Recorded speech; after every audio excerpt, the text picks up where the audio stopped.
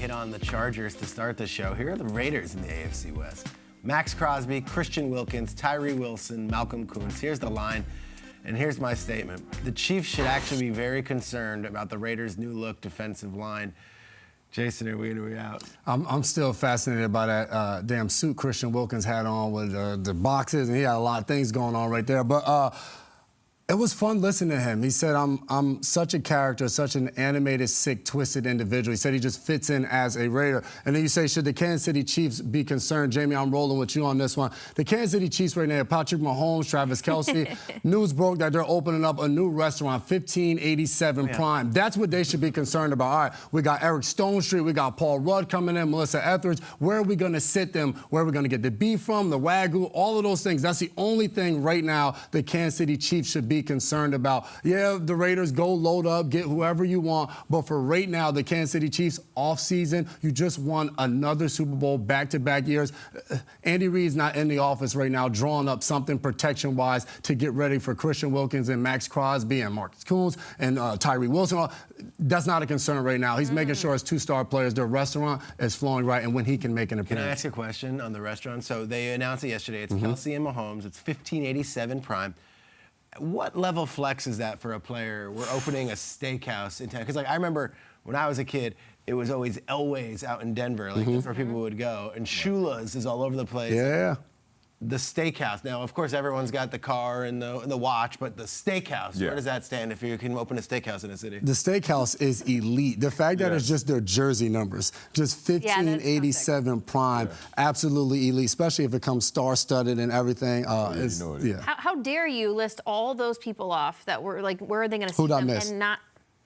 Peter Schrager? I thought you were going to say Taylor Swift. No. I want Peter with the white napkin over his arm and just be like, can I interest you in a bottle of red? No, I want him to be the resident sommelier. The resident red wine guy. I thought you were saying the show's moving on like Peter, if you need to stop through Kansas City and pick up some extra shifts on the way. Wine expert at 1587 Prime. I thought I was just going to have the VIP banquet in the back. No, neither one of you went that route. I would be like Peter. The guy in the corner. Service, You're going to be with me. We're all going to be together. So customer service. We ain't got time for you to go over I'll the steakhouse. I'll seat them.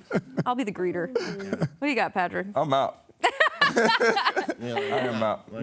Whatever. Yeah, it's Patrick Mahomes shown time and time again that he's a hard guy to sack. Is that he has eyes in the back of his head. He showed it in the Super Bowl, arguably probably the best defensive line that the league have ever seen assembled in the 49ers. And I can't remember how many times they sacked him, but it wasn't very many.